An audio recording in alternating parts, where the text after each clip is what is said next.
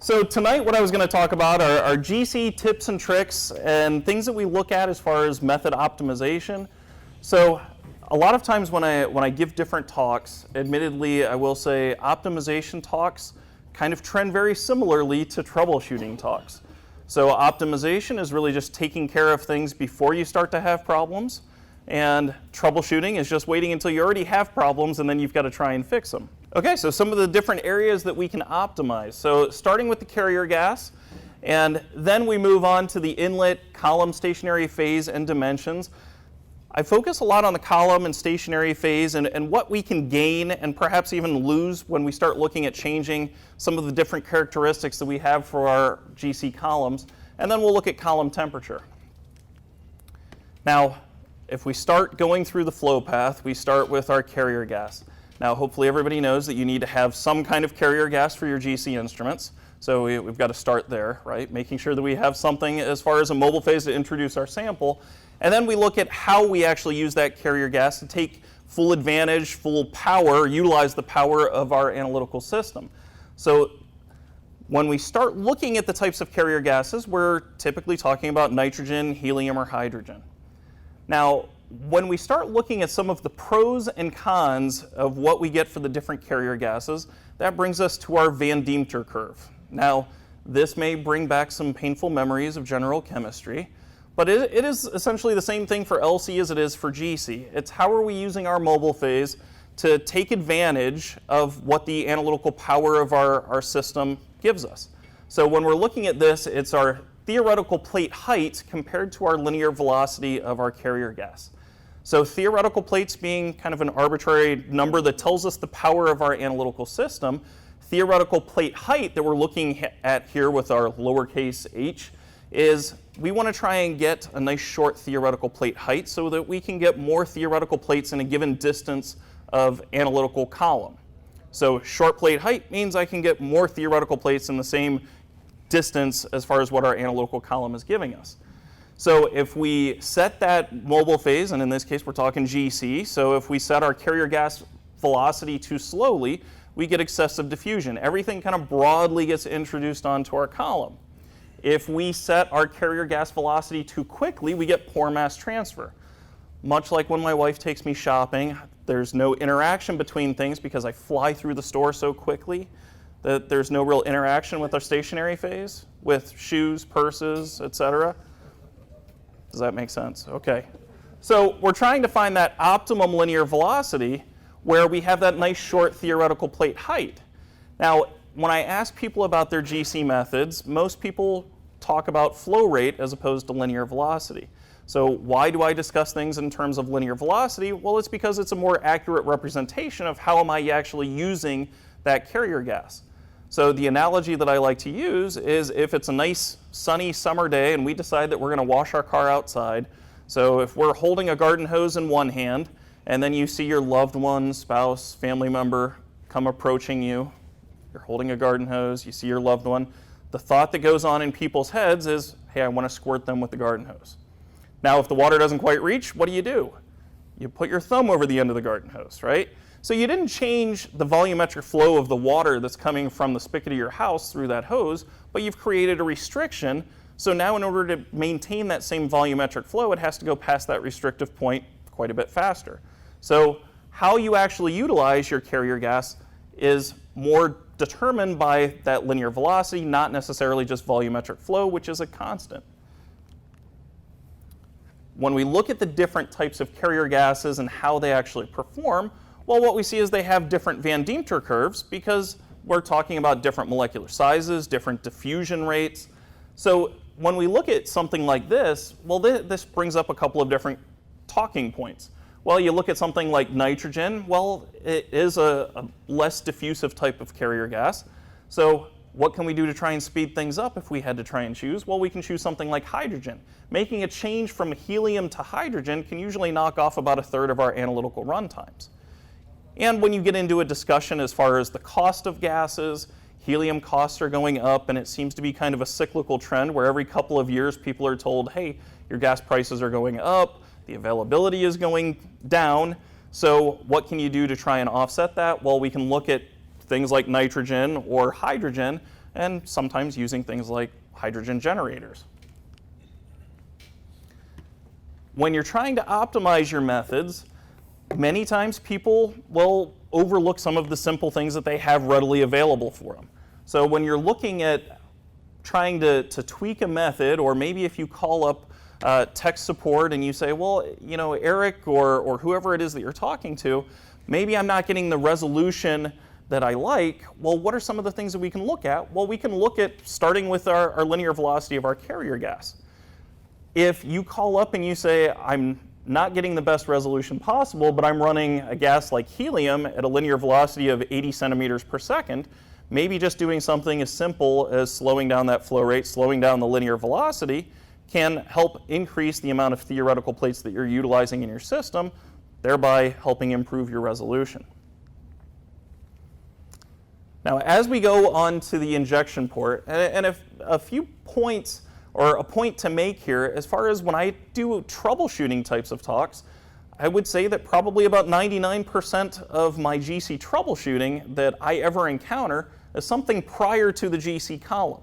So that being something with our carrier gas or something with the inlet parameters or injection port parameters. So if we delve into the injection port, we've got a little bit of a lag there. So what is the main purpose of our injection port? Well, we want to make sure that we get a representative portion of our sample introduced onto our column, and we want to make sure that we're getting efficient mixing, we're getting efficient heat transfer, so that we get everything volatilized in a nice uniform fashion. One of the things that people will overlook is how consistently are we utilizing those conditions and everything available to make sure that we're getting quality, consistent results. And people will often overlook the column positioning in our GC inlet.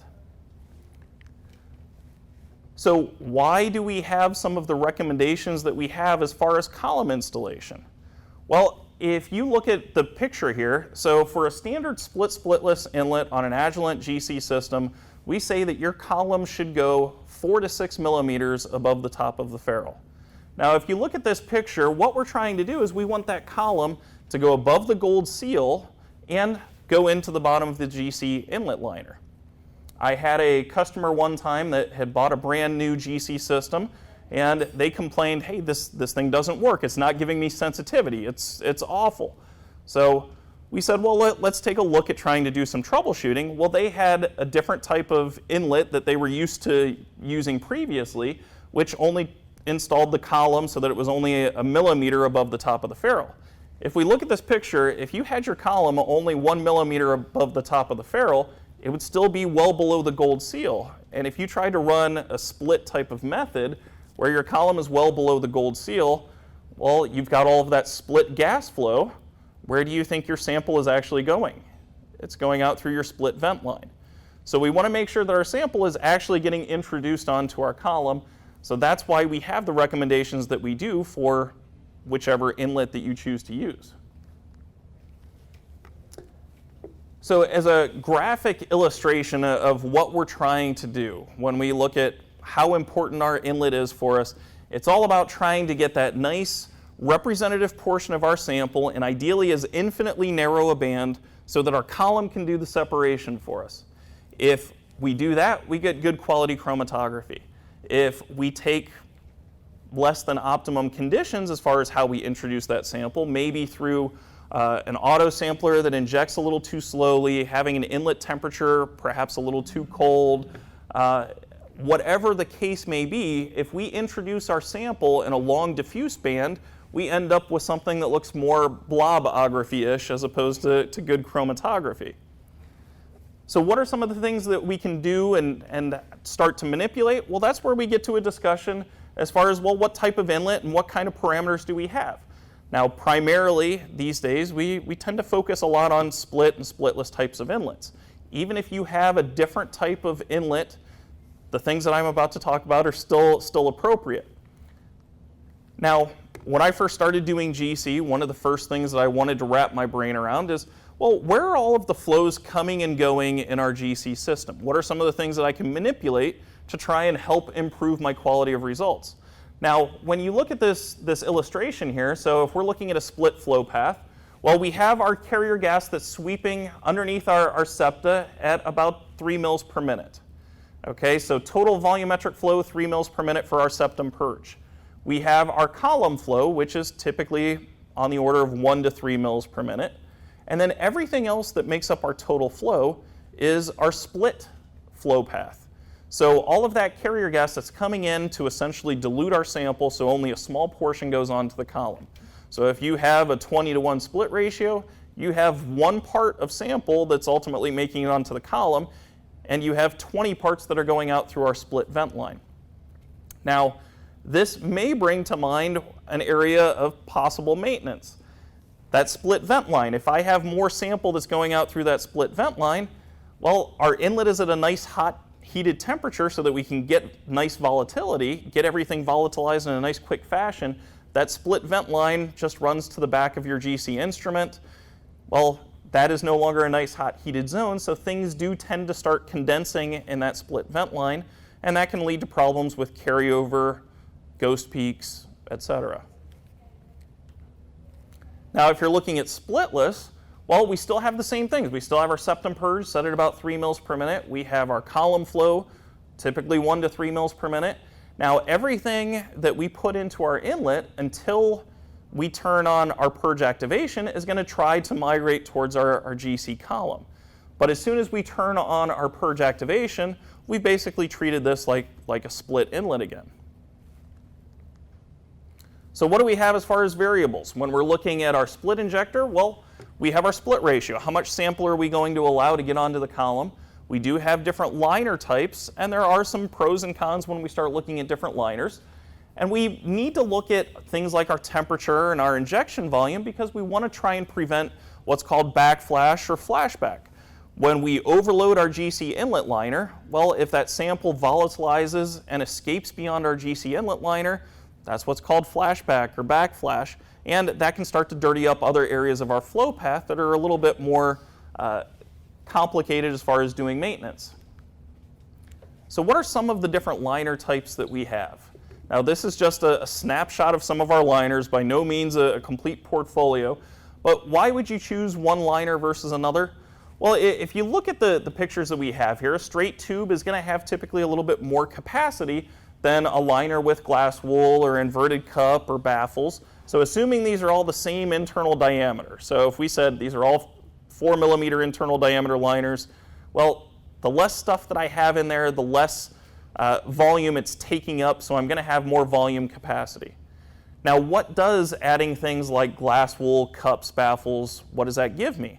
Well, that gives me more surface area. So if I have a wide range of molecular weight compounds, well, I have this nice hot inlet that I'm trying to get that heat, that energy transferred to my matrix so I can get everything volatilized in a nice quick fashion because I'm trying to get that nice narrow band of sample introduction, right? So having more surface area helps transfer that energy more efficiently so that I can get that nice uniform volatilization of sample.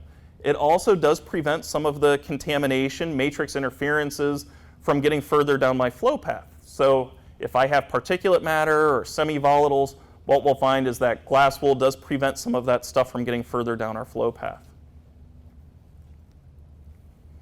If we look at a snapshot just showing us where we might see the differences when we make a change to something just like our inlet liners, well, if you're looking at this picture, you might say, well, if I'm just looking at pretty volatile alkanes, okay, packed with glass wool versus without glass wool packing liners, well, you don't really see much of a difference because everything is pretty volatile here. It's when we take the alkanes all the way from C10 to C40, so we've got a pretty wide range. We have some pretty volatile compounds, then we have some more mid-volatility types of compounds, and then things that maybe aren't necessarily so volatile. Having that liner with glass wool, we have about twice the peak area ratio.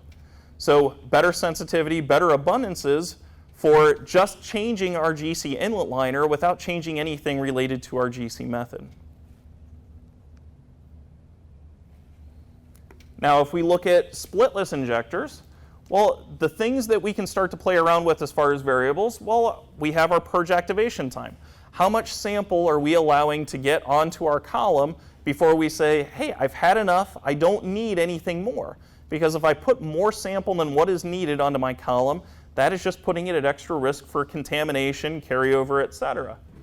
So we have our purge activation time. We do have different liner types that we'll look at here. And we still need to pay attention to things like our temperature and what kind of injection volume that we're utilizing so that we don't have problems with backflash, flashback as well. So what are some of the liner types? Now if you look at this, well, we still have the straight tube, and we do have some liners that are universal, that are designed for both split or splitless types of injections. Where people run into problems is if you are using a liner like the bottom restriction or dual restriction, which they're designed to try and help focus that sample onto the column, and the dual restriction designed kind of to try and help prevent some of the backflash characteristics from happening. But what happens is if you try to use one of these bottom restriction or dual restrictions with a method that calls for a split method, well, what do we have in split that we don't have in splitless? We have split flow. So what happens is all of that flow that comes in to these types of liners tends to get a little trapped in the GC inlet liner. So you have some turbulence, some buffeting that can occur, and then you'll run into problems with higher than desired RSDs. So your reproducibility starts to suffer. And the higher the split flow that you have, the higher the split ratio that you have, the more likely that if you're using one of those two types of liners, you'll have problems. And we do have tools to try and help mitigate the risks of overloading our GC inlets. We have tools like our Solvent Vapor Volume Calculator. Now, these are free tools, so if you're asked for a credit card number whenever you try to download these things, you're on the wrong website. Okay? But what does this tool have here? Well, if you look at this, we can choose what kind of solvent that we're using. We have different vapor volumes for different solvents. We have our liner selection because different liners are going to have different volume capacities. And then we take into consideration the ideal gas law, the PV equals nRT. More painful memories of college chemistry come flooding back, right? So what happens if we start manipulating things like temperature and pressure? Well, if you start to increase your temperature, what happens to your volume of carrier gas? Or excuse me, volume of sample? Well, your volume increases. If you increase pressure, what happens to your volume of gas? It decreases. So when you're looking at how this tool works, you enter in all of those different criteria, and hopefully you get the green bar that tells you, hey, you're staying within the limitations of what that GC inlet liner is giving you. If you enter in all of your criteria and you get the red bar, and the big reason why we see the red that we're overloading our GC inlet liner here is because we've actually selected water as our solvent. Just a brief note, water does not typically destroy your GC columns. I think that is still an idea that people think, hey, if I inject water as my solvent, I'm going to wash away my stationary phase. Most wall-coated open tubular types of columns, notice I said most, not all, but most wall-coated open tubular columns are chemically bonded, cross-linked. So once you bake out your column, it's fine. But what it does do is it tends to overload your column, it overloads your GC inlet liner, and you end up with less than optimum quality of chromatography. But it doesn't really do long-term harm for most GC columns, okay? So your standard DB1s, 5s, 624s, all of those things are chemically bonded, cross-linked. You're not going to wash away your stationary phase. But what happens is that if you do overload your GC inlet liner, you end up with those false positives, carryover, bonus peaks, okay, because that sounds more optimistic to things. So you get those false positives. So he's a Pepsi employee, tested. Okay. Well, we'll move on from there. That is the highlight. Okay. So where does your GC inlet body get dirty? Well, if you start looking at this picture, well, you've got a lot of different areas that people need to pay attention to as far as maintenance, taking care of things on a regular basis. So if we kind of work our way down, well, you've got everything from your septa, your O-rings, your liners, your gold seals, your ferrules.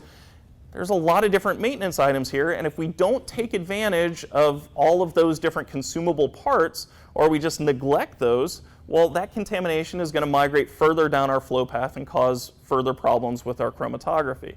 So this is where the old adage of an ounce of prevention is worth a pound of cure, right? If we neglect our GC inlet liners, which changing a liner is pretty easy. You can pop an old one out, put in a new one, and you've got a nice clean flow path, ideally. If you don't do that, that contamination is going to migrate further down our flow path, and then you've got to do things like column clipping, baking out our column, maybe replacing our gold seal, cleaning our source, etc. All of those things tend to be a little bit more challenging to try and take care of. Now, if we move on to the GC column, so what do we have as far as the column? That is not what you want your GC column to look like, okay, first of all. So that is the most blatant picture. If your GC column looks like that, you should probably think about replacing it, all right? But most of the time, remember that I said probably 99% of all of my GC troubleshooting is something prior to the GC column. So outside of something like this, we need to look at what are the causes of problems that we have. But when we're looking at trying to optimize our column, what do we have as far as things that are at our disposal? Now, a lot of people say, well, I can choose a different column chemistry. And I think many times people think, hey, if I'm changing my column or I want to try and tweak my methods a little bit, I need to choose a completely different chemistry, which, yeah, that may be the solution. But this is where having a dialogue with whoever you're talking to about what your specific needs are can help out. Maybe I don't necessarily need to change my column chemistry completely, but I can choose a different column diameter or film thickness or column length to try and improve my results in whatever my desired fashion is. Now, when you start putting all of those things together, like your column length, film thickness, ID, things like your linear velocity, that brings to forth our simplified resolution equation. Now, don't worry, I'm not going to give you math homework and say, plug in this integer, tell me what you get. All right, but really, resolution is just a function of three things. So if we look at this more in a relationship kind of standpoint, resolution is a function of our efficiency, our retention, and our selectivity. Now, everything that we have at our disposal affects one or multiple of those three parameters. So if you look at something like temperature, we see that that affects both our selectivity and our retention, whereas something like our carrier gas only affects our efficiency. So it's really about, when you look at this, am I going to get a large change to my resolution value, or am I maybe going to get a minimal change to my resolution value? So let's start with our stationary phase. So we're looking at selectivity. How do we start with choosing our GC column? Well, typically we start with polarity. Now, that is not to say that polarity is the end-all be-all as far as column selection. We do have other side groups. We can have things like hydrogen bonding. We can have a lot of different types of interactions.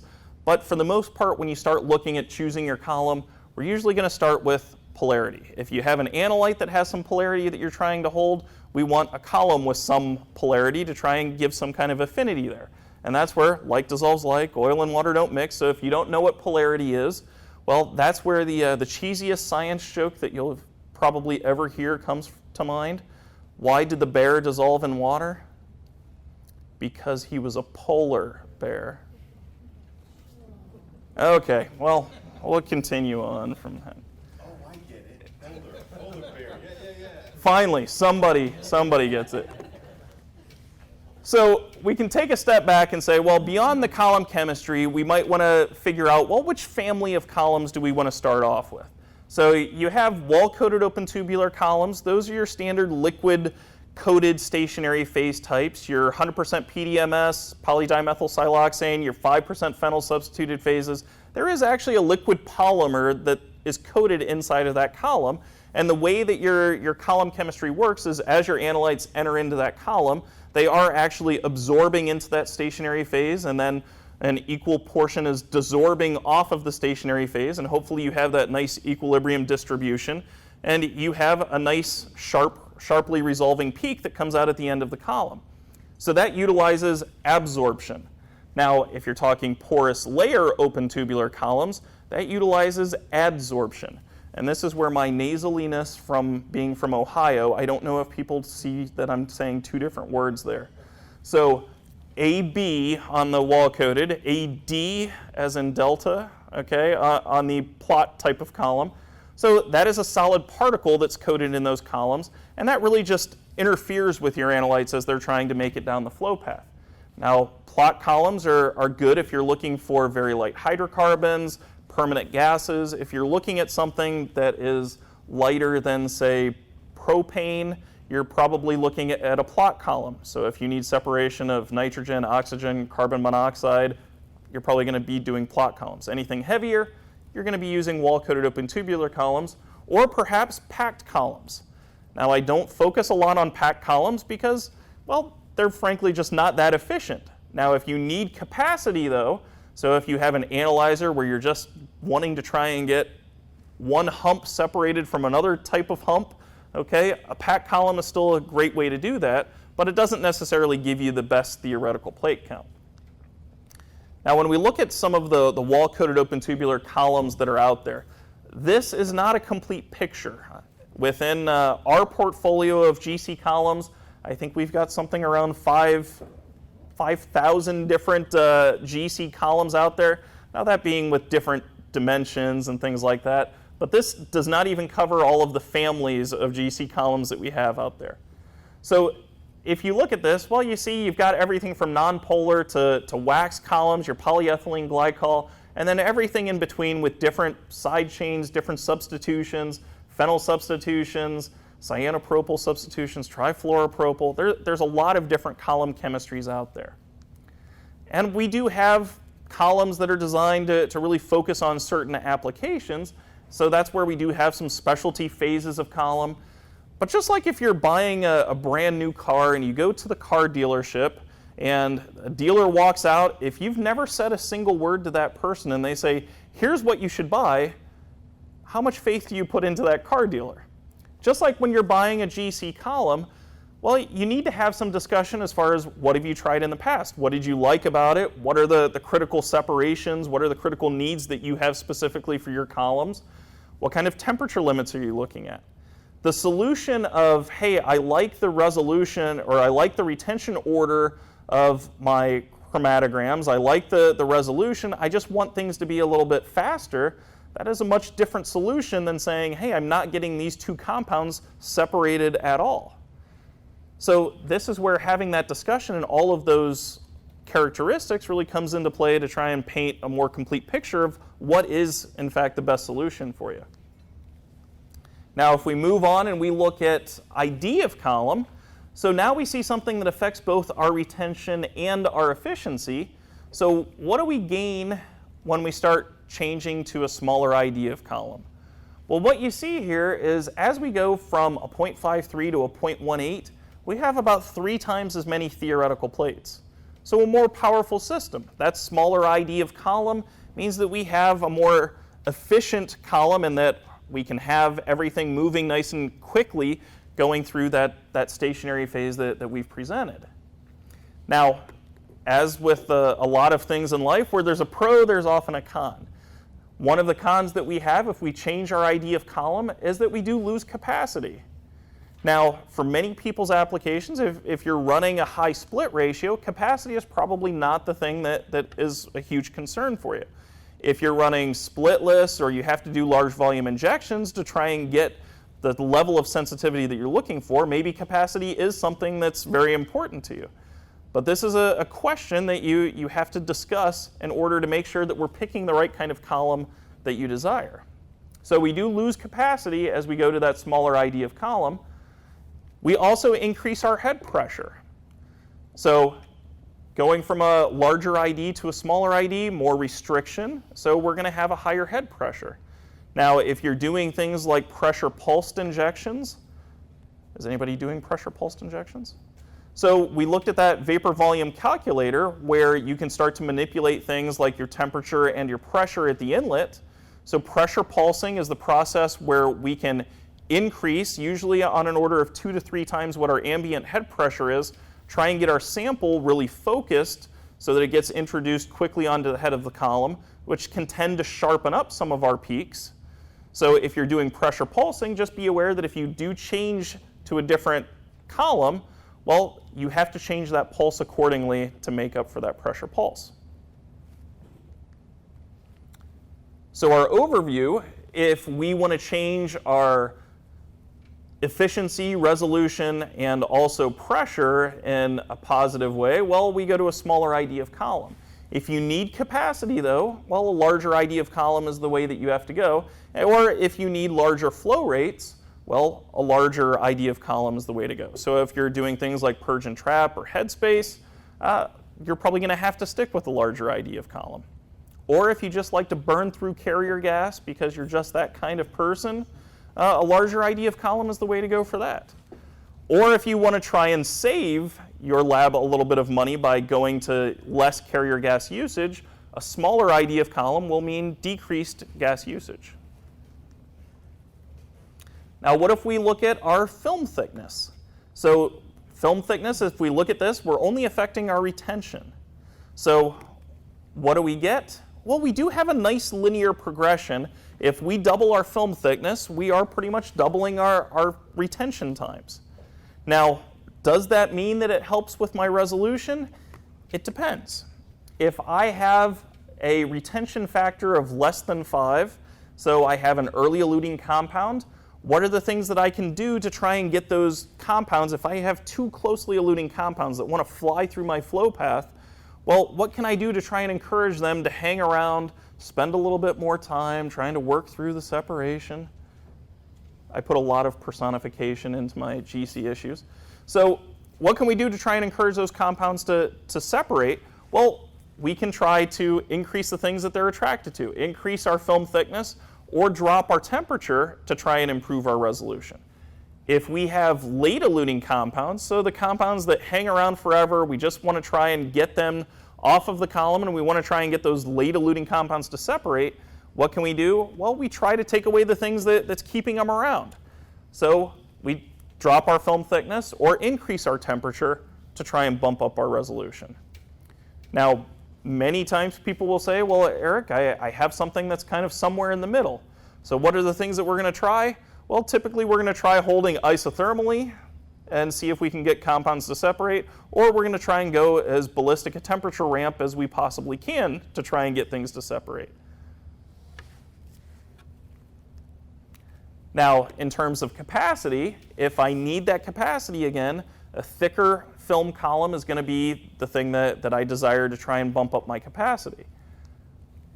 The downside is that more stuff that I have in my columns means that I'm going to have more bleed characteristics. If there's more things to bleed off, well, I'm going to see more bleed, more baseline noise. So if you have things that you're trying to look for low-level quantitation towards the max temperature of a column, of compounds that are coming out towards that max temperature, well, maybe having a thick film of column isn't necessarily the best thing to have.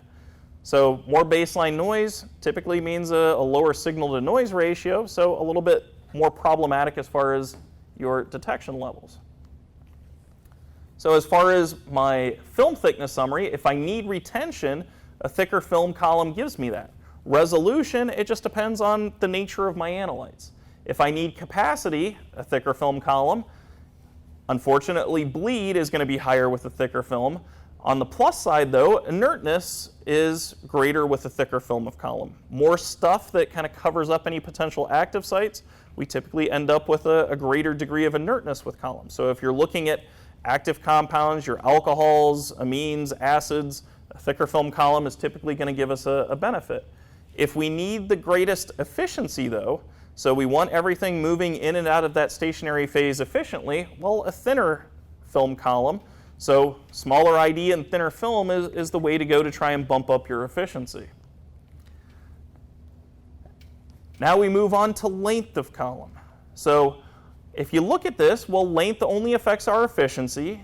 Now, what we do have as we change our length of column is we do have a nice linear progression. If I increase my column length by twice what it currently is, I'm going to have twice the theoretical plate count.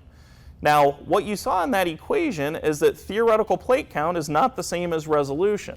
So even though I do have a nice linear progression as far as my theoretical plates, what I end up with is not necessarily the same kind of improvement as far as my resolution. So what we usually find is about a 4 times increase to our column length gives us about twice the resolution. So if I'm spending an extra $1 on column length, I'm maybe only getting 50 cents back in terms of what my resolution is giving me. And if we look at what we have, well, yeah, if we go from a 15 to a 30, 30 to a 60, you do see resolution increasing, and eventually you get to a baseline separation, but at what cost? If we look at our analytical run times, every time that we double our column length, we're looking at pretty much double the analytical run time. And how many of you were told to take twice as long for your current workload? Okay, and conversely, if you could cut your analytical time in half, that means you should get paid twice as much, right? Okay, nobody agrees with me on that. All right, so it's all about what cost and what benefit you get when you start looking at making a change. And if we start bringing up the cost of goods, every time that we go from a 15 to a 30, 30 to a 60, well, you are pretty much doubling the cost of your analytical columns. So our summary that we have for length, if I need to increase my efficiency, resolution, but also analysis time, pressure, cost, a longer column is going to increase all of those. And then we move on to temperature. Now, if you look at this, temperature affects both our retention and our selectivity. Now, unfortunately, I can't tell you what temperature to always run your GC methods at.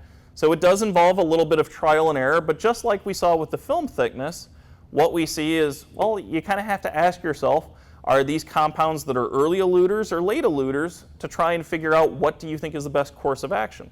Early eluders, well, I want them to hang around a little bit longer, so I drop the temperature or increase my film thickness to bump up my resolution. Retention factor greater than 5, those late eluders, well, I want to try and encourage them to leave, so let's increase that temperature or drop our film thickness. And if you are looking at making changes to anything like your column dimensions or carrier gas where you want to try and convert those methods, another free tool that we have is our method translation software. Now, this is a nice reproducible calculator that you can enter in what your original methods are and translate what you should input for your methodology when you translate to a smaller ID of column or a different carrier gas, as long as you follow a couple of different principles here. So if we're looking at this calculator, well, you need to be looking at the same column chemistry from your original to translated. We don't have a calculator that says, hey, if we go from a 5% to a cyanopropyl column, we just don't have that kind of calculator. So it needs to be the same column chemistry, and we need to be looking at the same phase ratio.